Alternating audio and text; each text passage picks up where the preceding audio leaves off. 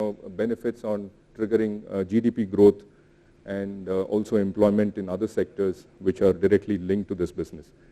The second part, which I think is equally important, is harmonization of the business rules with FAA EASA.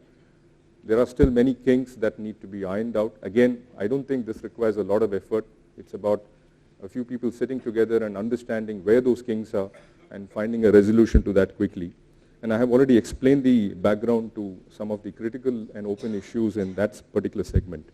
Removing royalties, frankly, we shouldn't even be asking for this as the industry, because this is something which was stated as a policy objective, and it continues to be done. And frankly, that should be the first thing that needs to be attacked, and probably the easiest thing to do, even without going through a long-drawn process on seeking approvals through the GST Council and stuff like that. Customs duty. Now, this is something that should be considered as an alternative if, frankly, the government is unable to act on the first three immediately for whatever constraints. Why this is important is, again, to ensure that at least we don't lose any more business, and it makes it more attractive for foreign players in this segment to actually invest in India. Countries have done this in the past. In fact, we have an example, and I was talking to my good friend Bharat yesterday. He did share with me an example how the Malaysian government has actually issued a new notification to suggest that their planes cannot be serviced outside because they don't recognize the EASA provisions outside the country, and therefore it makes it therefore obligatory for those planes to actually get serviced within. So if other countries can actually protect the local market, why can't we do it for a period of time, till such time we are able to correct these anomalies which are essentially creating a skewed cost structure for Indian service providers.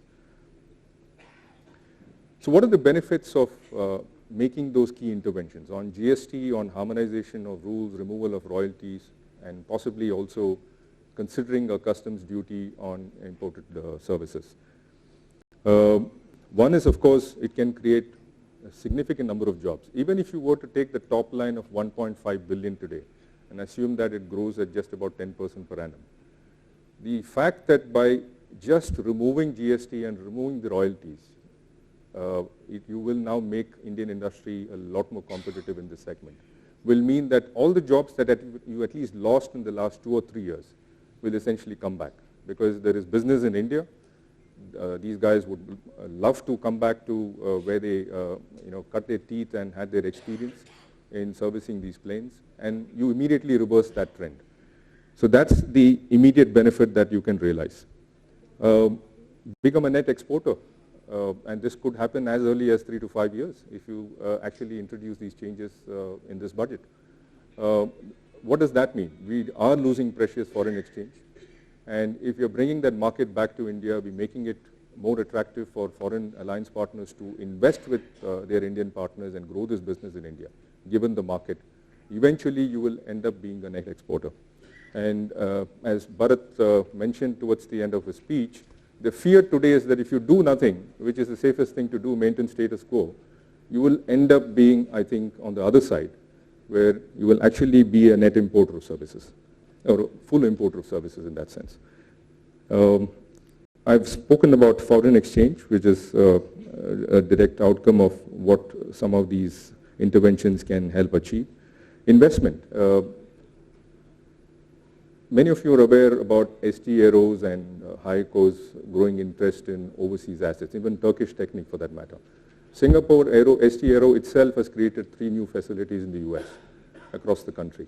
If they can do that and address the US market, why wouldn't the same company want to do or make similar investments in India with Indian partners to grow that business if we can create the same environment? And frankly, that's a no-brainer.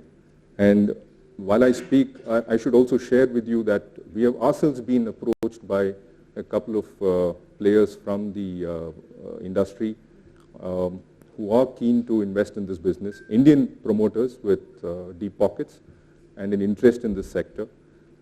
And everybody's eagerly waiting to hear something positive on taxes and of course the other incentives which the government seems to have indicated through the Honorable Finance Minister a few months back.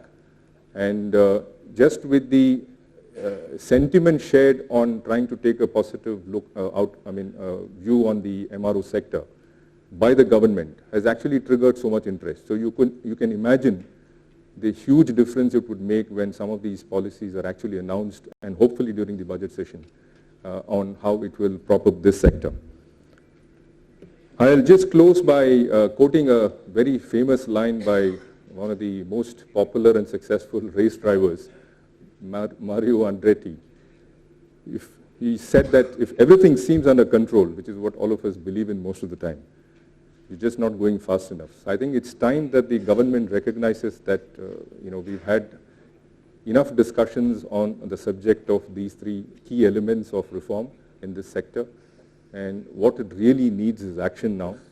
And I'm sure with Mr. Ambar Dubey, now the Joint Secretary, and being fully aware of what the sector needs, will be able to convince the powers that be that some action needs to be taken quickly. Otherwise, we are actually looking at a deep hole for the sector, and which frankly should not be allowed to happen. Thank you very much to the organizers for giving me this opportunity. And I do wish all the members and participants here a very good 2 days of discussions and meetings as part of this conference. And I'm sure that you will end up coming with some very positive recommendations and outcomes at the end of these 2 days. Thank you again.